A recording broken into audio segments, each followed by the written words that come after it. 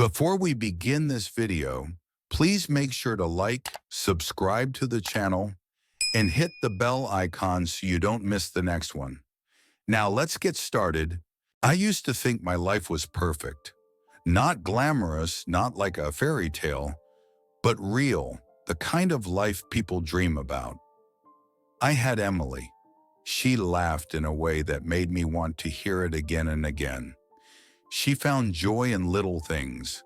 A cup of coffee in the morning, the smell of rain, a good photograph. We made plans together, talked about marriage, about a condo with a big couch in the living room, and the art she loved on the walls. I had already bought the ring and hidden it away in my closet, waiting for the right moment. I was sure the best part of our lives was just beginning, but it was all an illusion. One evening, I found her phone on the table. It lit up with a notification, as if begging me to pick it up. I never checked her messages before, never needed to, but this time I saw a name on the screen that froze me. Daniel, my friend. Last night was incredible.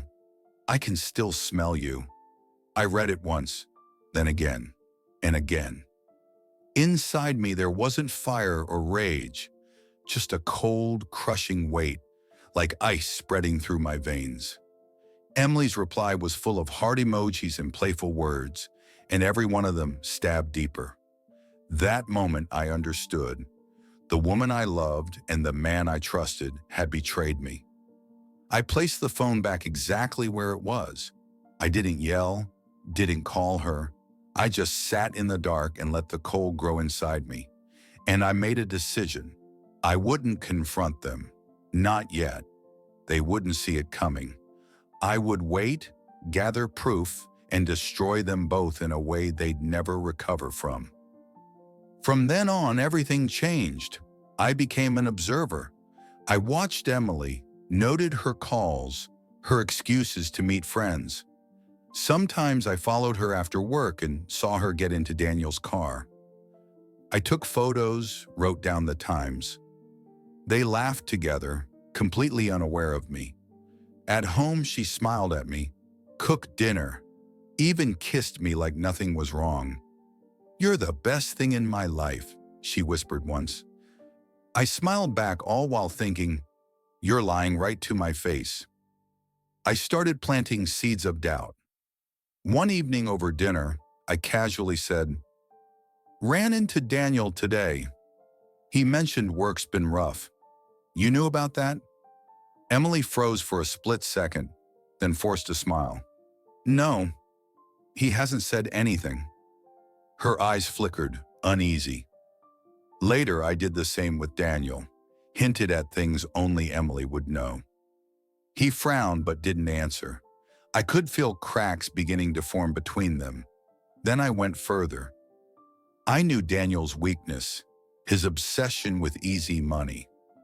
Through some contacts, I arranged for him to hear about a can't-miss investment. He poured his savings into it without hesitation. When the money vanished, I was there, pretending to be supportive, but secretly pushing him deeper into the hole. Emily's weakness was her reputation. She cared desperately about how others saw her. I made sure a few colleagues at her design firm stumbled across fragments of her private messages. The whispers started almost immediately. She came home tense, paranoid, snapping at Daniel more often. The grand finale had to be public. I waited for the perfect occasion, our friend Mark's birthday party. Everyone would be there. Emily, Daniel, our circle of friends. I played along that night, smiled, laughed, sipped wine. But inside I was a storm held on a leash. When it was my turn to give a toast, I stood up. "I want to raise a glass to honesty," I began, "because without honesty, every relationship crumbles." Emily's face stiffened. Daniel looked at me with a trace of worry. "I've been quiet for too long," I continued, "but tonight I can't." Sometimes the people closest to you turn out to be the worst kind of traitors. I pulled out my phone and played the evidence. Photos of Emily and Daniel's car, screenshots of their messages. The room fell silent. Someone gasped. Emily turned pale and covered her face. Daniel dropped his glass, red wine spilling across the floor. "Here it is," I said calmly. "Your perfect little love story." Emily bolted from the room. Daniel stammered excuses no one wanted to hear. Their reputations shattered in seconds. I walked home alone, poured myself a glass of whiskey, sat by the window. By all logic, I should have felt victorious. I had won. I'd exposed them, ruined them. But inside, there was only emptiness. I thought about Emily's laughter, the plans we made together, about nights sitting with Daniel, sharing beers after a game. All of it was gone. And not just because they betrayed me, because I had become someone else entirely. A manipulator, a strategist, a man who had destroyed lives and lost himself in the process. I opened my closet and pulled out the small box with the ring. For a long time, I just stared at it. It was supposed to symbolize a future, but now it was just a cruel reminder of how fragile dreams are. I put the box back, sat down on the couch, and then I realized revenge doesn't heal. It doesn't bring peace. It leaves only a void.